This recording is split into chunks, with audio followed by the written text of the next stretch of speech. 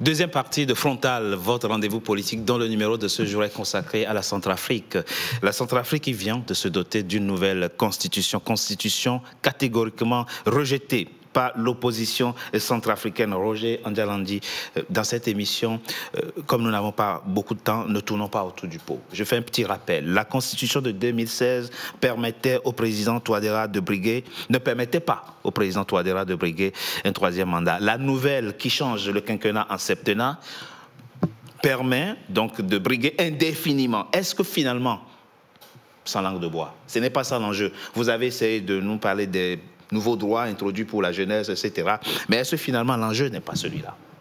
Non, mais on a pensé très longtemps, on a caricaturé la situation en fait. Hein. La situation était caricaturée du type, il y a une clause qui serait invisible pratiquement d'éternité en fait. Hein. Bon, il n'a jamais été dit qu'il restait indéfiniment, mais ça a été dit d'une manière à ce qu'il aurait dans la nouvelle constitution une clause qui n'est pas visible, qu'on n'arrive pas à lire. Non, laissons même la... Qui dit clairement que le président serait éternel. Laissons même ce que dit la nouvelle constitution.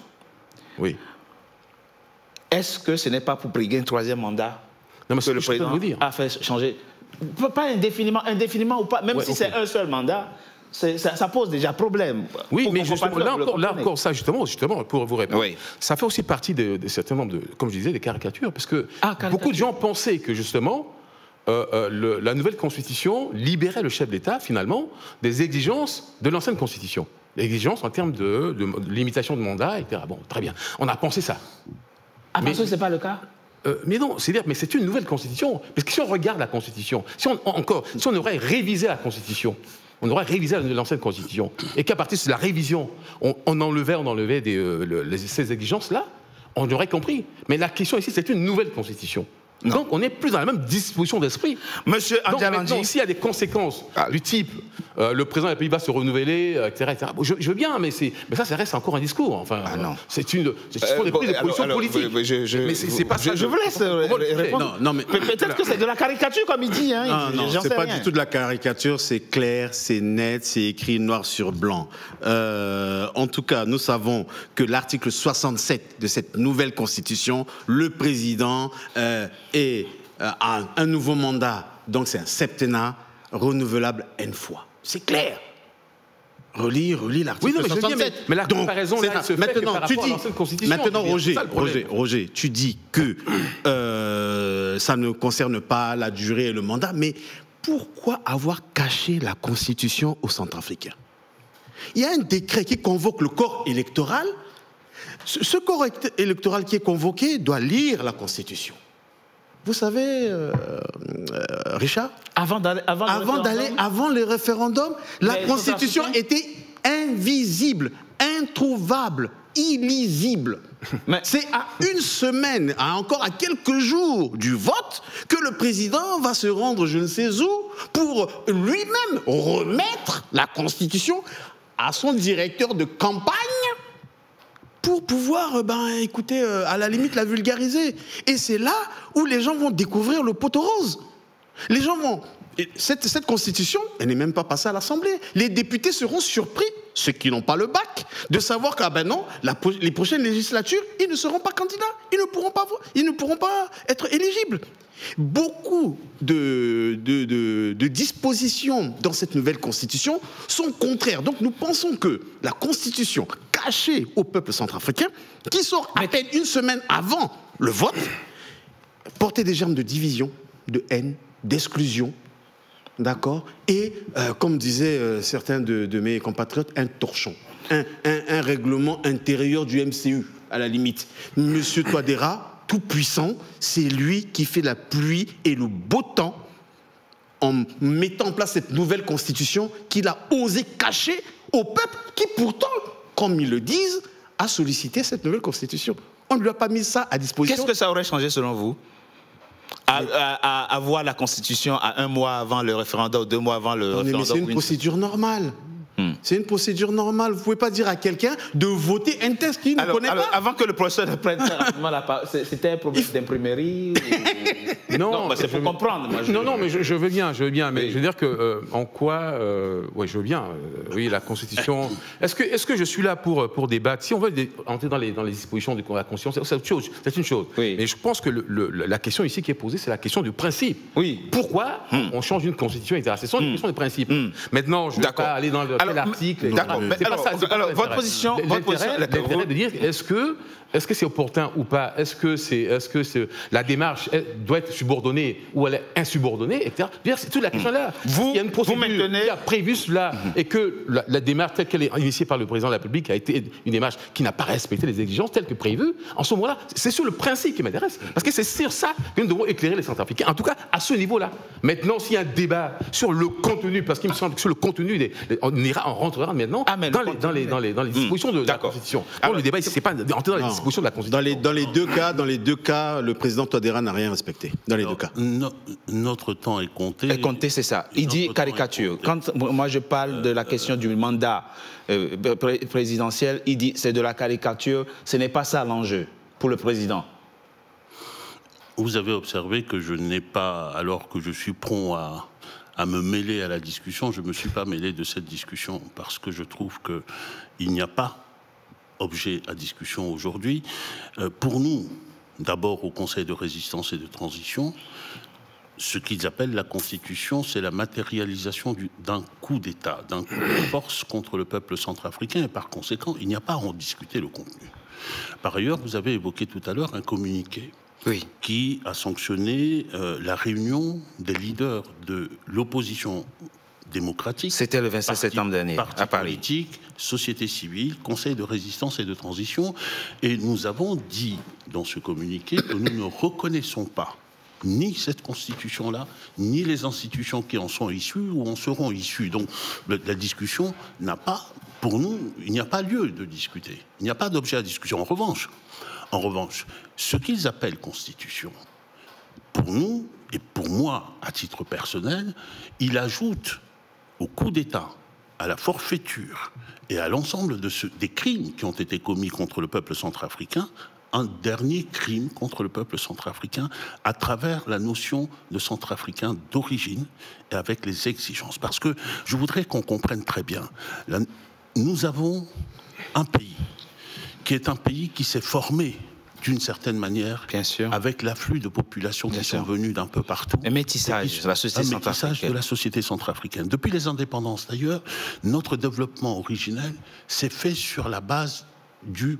panafricanisme. On parle beaucoup de panafricanisme aujourd'hui, mais il se trouve que nous sommes dans le pays où on a pratiqué le panafricanisme, où des Africains étaient ministres après les indépendances, où des Africains étaient dans notre haute administration publique. Et qui se sont intégrés à la société centrafricaine. Et nous avons ce fait-là qui fait partie de notre identité. Et c'est ce fait-là qui est en train d'être qui a été remis en cause, remis sur la table pour des raisons d'exclusion, parce qu'il voudrait être le seul à se présenter. Quand on dit centrafricain d'origine, condition de centrafricanité d'origine et condition d'une licence universitaire pour se présenter aux élections présidentielles. Premièrement, tous nos compatriotes, la plupart de nos compatriotes qui sont musulmans sont écartés. Pourquoi ? Ils sont écartés pour les deux raisons. Parce que nous avons, dans cet afflux de population, vous n'êtes pas sans savoir que le pourcentage de musulmans en République centrafricaine, au cours de ces 20 dernières années, a augmenté. Il a augmenté également du fait de l'immigration, de la politique d'immigration du pays. Et les personnes qui sont arrivées, qui sont venus d'autres pays, notamment du Soudan, pour être etc. centrafricain d'origine, il faut avoir ses deux parents centrafricains d'origine. Ça veut dire qu'ils ne sont pas centrafricains d'origine, exclus. Par ailleurs, de par les traditions pratiques, la plupart des musulmans qui sont dans notre pays sont des commerçants. Ils contribuent au développement national par là. Ils contribuent de cette manière-là. Et ils préfèrent former leurs enfants eux-mêmes ou dans des écoles coraniques. Et comme en plus l'école a pâti depuis 20 ans, il n'y a plus d'école dans le pays. Vous allez en tout cas, dans l'arrière-pays, en tout cas, c'est dans l'arrière-pays, même à Bangui, vous allez avoir combien de Centrafricains? Et vous faites, troisième élément, Nous sommes dans un pays de 30 ans de crise. Oui. Les premiers effets de la crise, c'est la destruction des documents administratifs et notamment des actes d'état civil. Lorsque vous n'êtes pas capable d'établir que vous êtes centrafricain d'origine, c'est-à-dire que vos parents étaient centrafricains d'origine, vous êtes exclu. Pour vous, ça veut dire 80%, 85% de la population centrafricaine aujourd'hui qui est sur sa terre et qui est exclue de la politique. Pour vous, c'est un crime contre la nation centrafricaine. C'est un crime. Cette nouvelle constitution, pour vous, remet en cause le pacte républicain et la cohésion sociale. Il remet en cause le pacte républicain au-delà de ce que il voit immédiatement, parce que ce qu'il voit immédiatement, c'est l'exclusion de Martin Ziguélé, dont la mère est originaire d'un pays voisin. C'est l'exclusion d'un certain Anissé Georges Dolo-Guélé des élections présidentielles prochaines. C'est l'exclusion d'un certain Abdou Karim Mekassoua. C'est l'exclusion de cet ensemble de personnes-là de l'élection. Alors c'est très intéressant. Mais je voudrais aller au-delà de ça et je voudrais que nos téléspectateurs comprennent bien que là, il s'agit de personnalités, mais c'est la structure même de la société qui est remise en cause. Parce que ces personnalités-là incarnent et représentent dans la sphère politique un pan, des pans distincts de la société centrafricaine. Je viens à vous tout à l'heure. Serge Simon Bozanga, très rapidement, oui, il y a eu 95%, selon les chiffres officiels, qui ont participé à ce référendum. Et vous y croyez? Pardon? Et vous y croyez? Moi, non, d'après ce que nous avons vu, entendu, il n'y avait pas affluence, pas du tout. Comme je l'ai dit tout à l'heure, le prétexte... C'est un chiffre fantastique. C'est un chiffre fantastique. Et d'ailleurs, même ces chiffres étaient déjà connus à l'avance. Comme vous voulez dire, oui, mais on savait le taux de participation. Mais bien sûr, le taux de participation, etc. Les résultats, le oui et le non, on savait que c'était un résultat à la soviétique. Un résultat à la soviétique qui est une forme de liquidation de la démocratie. D'accord? Les Centrafricains du nord, du sud, de l'est et de l'ouest ne sont pas déplacés massivement à 95% pour voter cette constitution qu'ils n'ont pas vue, qu'ils n'ont pas lue. D'accord. D'accord, etc. Donc, non seulement vous rejetez la constitution, mais vous rejetez aussi les chiffres officiels qui ont été communiqués autour de ce référendum. Mais je reviens à vous, Roger Andiana, c'est très important. Et ce que vient de dire le professeur, et même il y a une forme de gravité dans ce que dit le professeur. Le principe de changer une constitution, c'est un principe universel. Ce n'est pas ça qui pose le problème. Ce qui pose problème, c'est la nécessité, c'est le consensus nécessaire qu'il faut obtenir avec l'ensemble des acteurs politiques pour se convaincre de la nécessité de changer la constitution qui pose problème. Pourquoi n'avez-vous pas eu ce souci de ratisser large en termes de vulgarisation des raisons profondes qui vous ont poussé à changer cette constitution? Mais justement, ça devait être le rôle de l'opposition, hein, même si l'opposition... de faire campagne pour dire que non, mais c'est vous qui avez initié le changement de la... Le problème, c'est qu'en fait, la démarche de l'opposition, en tout cas la démarche politique de l'opposition, était que sur le principe même, encore là je reviens dessus, il refuse donc la manière, enfin, où la constitution est mêlée, il refuse même la constitution, puisque... Mais oui, il refuse. Dans la déclaration que vous avez lue, il était question, ce qui fonde donc cette déclaration, c'est finalement le fait que la constitution serait illégale, enfin illégitime.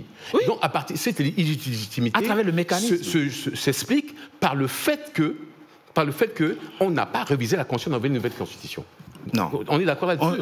On ne peut pas aujourd'hui. Je veux bien qu'on aille chercher dans les dispositions. Professeur, je veux bien. Non, le mot. Je veux bien que vous ayez cherché. Juste une parenthèse. Oui. Le mot illégitime, il n'est pas sorti de notre cerveau, il n'est pas sorti de notre tête. Il est sorti de l'article 28 de la Constitution de 2016. On est d'accord là-dessus. Il a dit pouvoir illégitime. Oui, bien sûr. Pour avoir fait ce qu'il a fait. Oui. Donc n'allons pas tergiverser. Mais si c'était l'opposition qui avait inventé les légitimités. Non, l'opposition boycotte comme un grand. L'opposition, professeur, l'opposition boycotte la Constitution et l'opposition a pris position il n'y a pas très longtemps dans la déclaration qui a été faite à Paris que la Constitution pour elle existe, la Constitution n'existe pas. Oui. Et c'est sur quoi elle s'est fondée? C'est sur le seul fait que l'ensemble, la procédure n'a pas été respectée pour elle.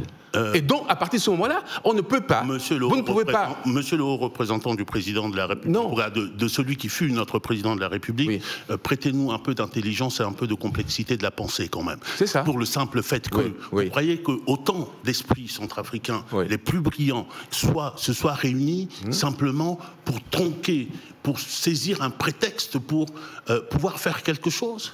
Non, mais je n'étais pas en train de dire que vous avez... C'était un prétexte. Je dis que la raison avancée. Je ne dis pas un prétexte. Je dis que la raison avancée... Ça montre la manière depuis longtemps. Non, pas du tout. Majorité pas du tout. Les Centrafricains. Et ça ne nous étonne pas. Moi, je suis sur les faits. Je suis sur les faits. Je suis sur les faits. L'opposition dit clairement, l'opposition qui se déclare comme étant de la résistance, en fait, il ne dit pas que c'est de la résistance, en fait, c'est une opposition politique. Elle se déclare comme étant une résistance, comme si on serait dans un régime oppressif, tyrannique et compétent. Ce qui est totalement faux. Voilà. Vous définissez comme étant des résistants, alors que le devoir, la résistance est un devoir citoyen dans un contexte de tyrannie. Alors, c'est pas le cas. Qu'on le veuille ou non, c'est pas le cas. Donc, vous êtes en train de... Oui, non, mais vous dévoyez les concepts, professeur. Vous dévoyez les concepts, et donc, du coup, voilà.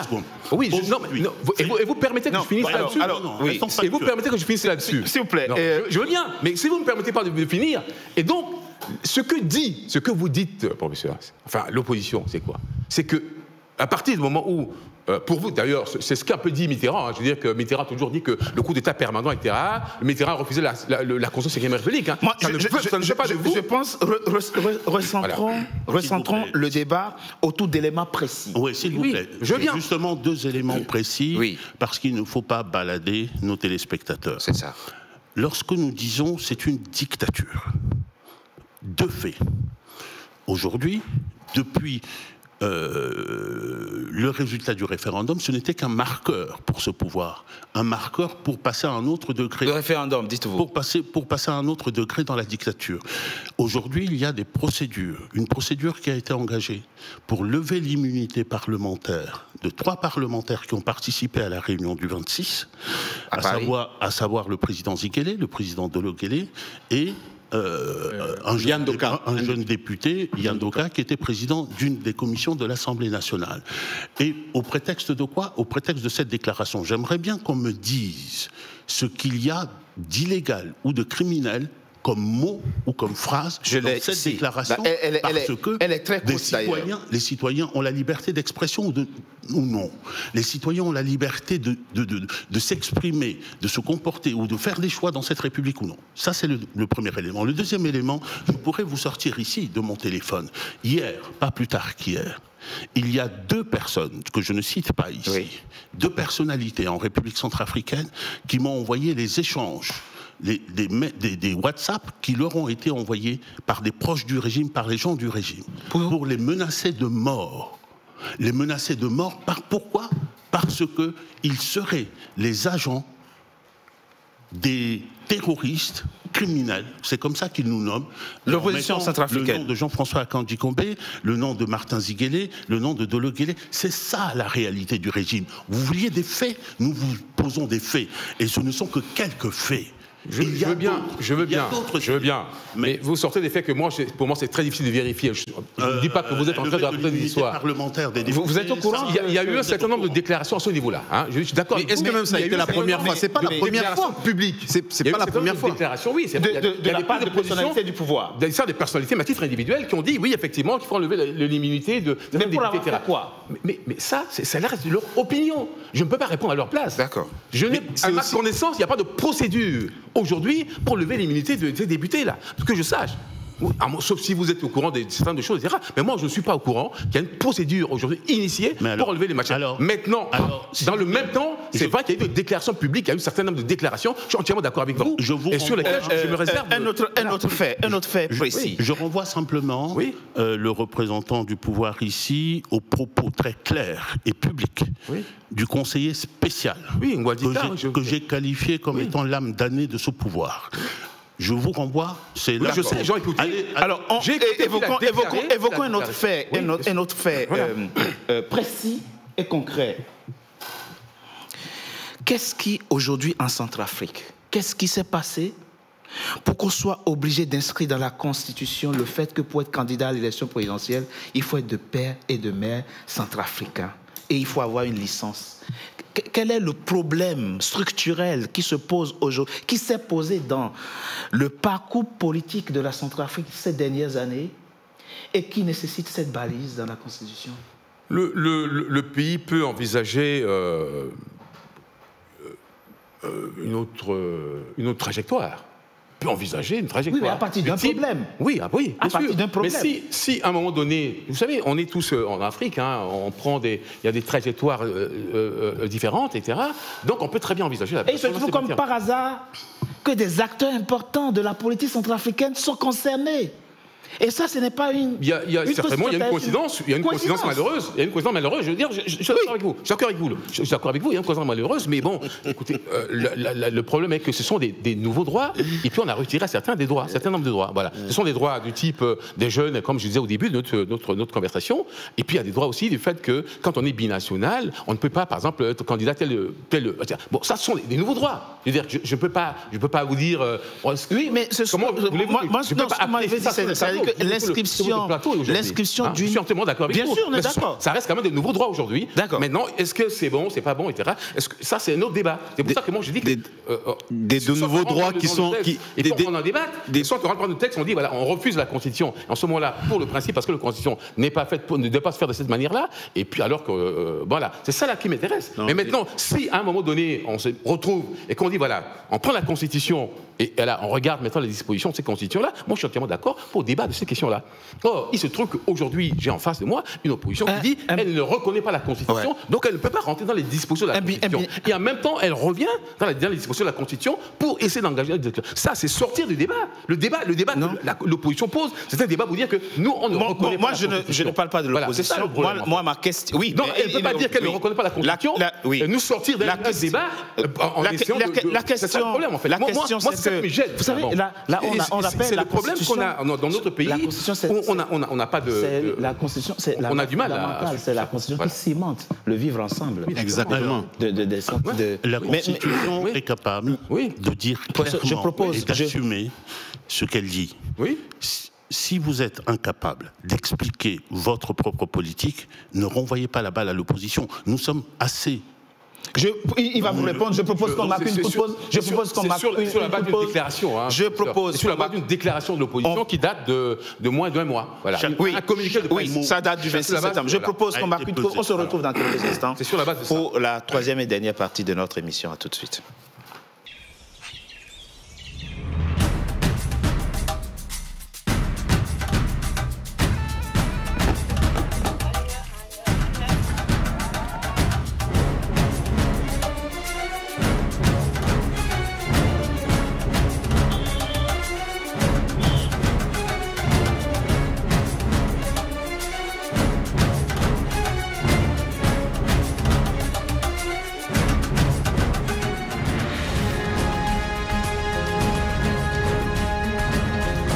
NCA, la nouvelle chaîne africaine.